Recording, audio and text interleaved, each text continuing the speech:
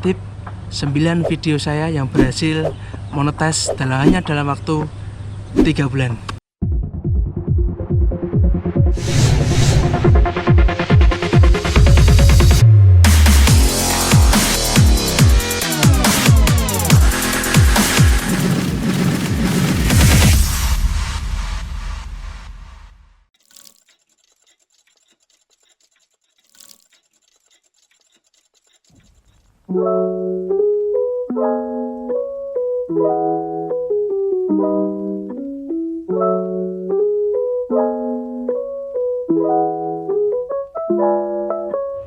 Halo, assalamualaikum warahmatullahi wabarakatuh. Selamat pagi bro. Masih bareng di channelnya Dr. Dedi.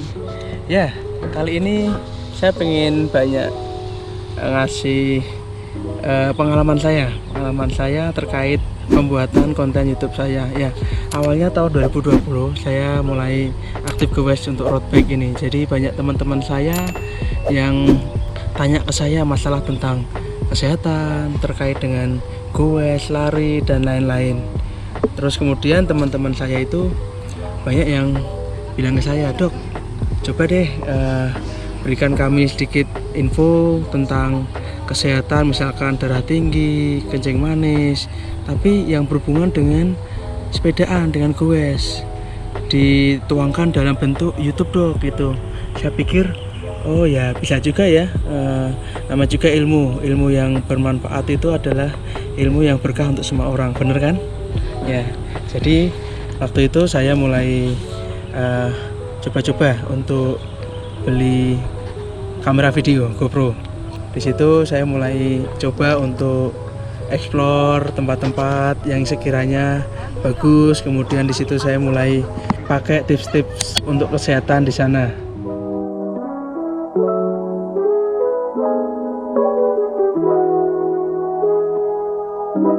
Jadi kali ini tips saya adalah tip 9 video saya yang berhasil monetis hanya dalam waktu 3 bulan.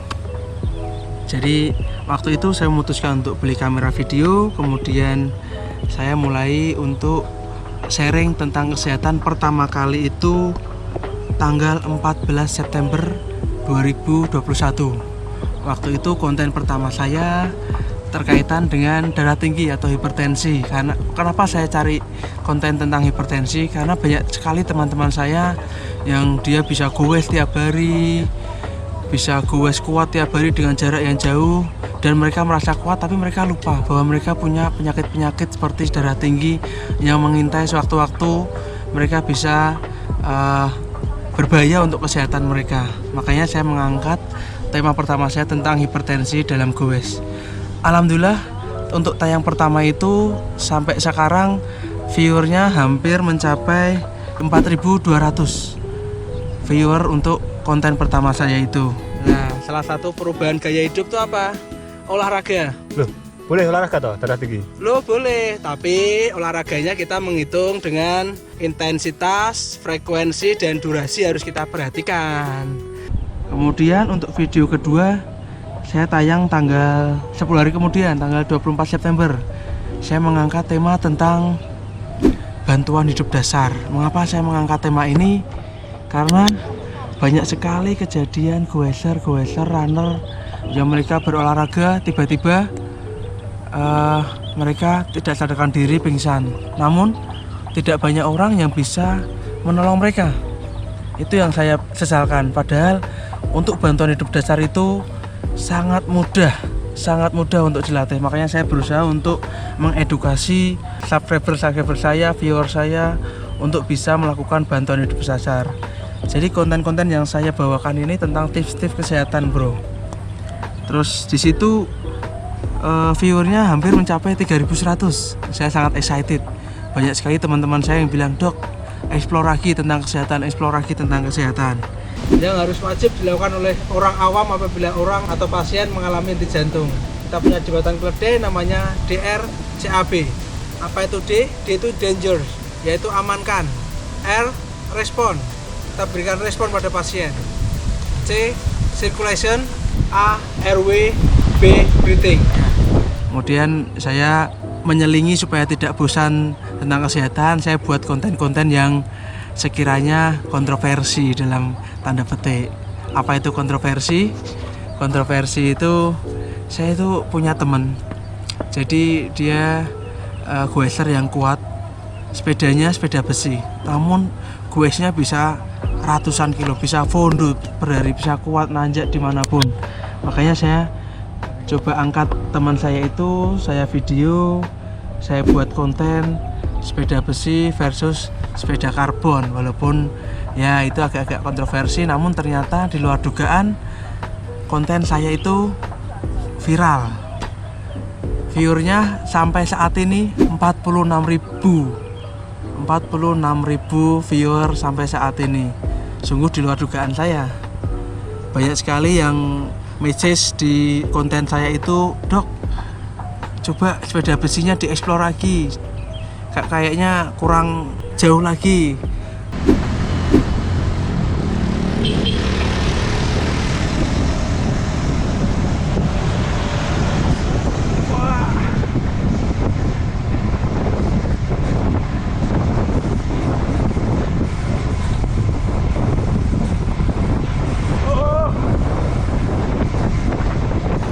Kemudian saya eksplor lagi sepeda besi itu dengan tambahan speed. Di situ konten saya makin lebih menarik. Karena apa? Karena dengan tambahan speed itu subscriber saya jadi, oh gila, sepeda besi bisa narik peloton karbon dengan kecepatan 45 km per jam up. Gila, bahkan bisa sampai 50-55. Simak di channel saya kalau kalian pengen penasaran dengan sepeda besi itu. Di situ sepeda besi yang part 2 sungguh di luar dugaan lagi. Saya kira hanya sekitar 30-40 ribu, ternyata sampai saat ini viewernya 54 ribu. Sungguh sangat mengesankan.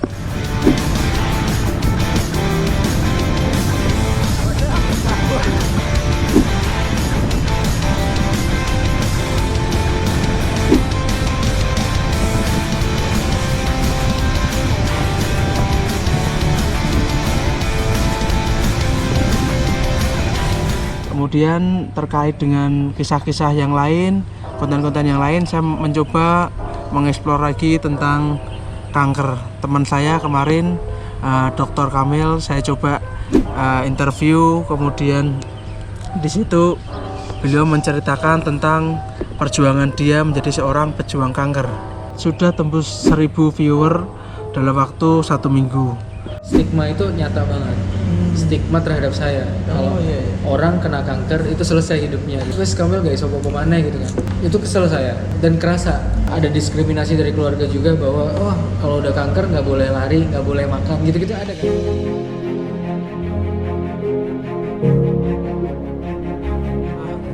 Video 9 saya itu tentang kisah inspiratif itu tayang 12 Desember, dimana tayang perdana saya tanggal 14 September, video ke-9 itu 12 Desember.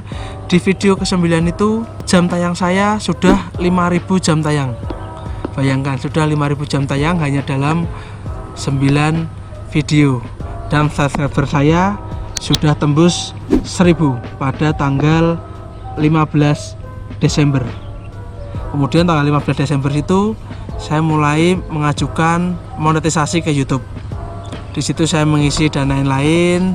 Kemudian tanggal 18 Desember akhirnya YouTube mengemail saya bahwa konten YouTube saya, ini emailnya, konten YouTube saya berhasil masuk untuk monetisasi YouTube.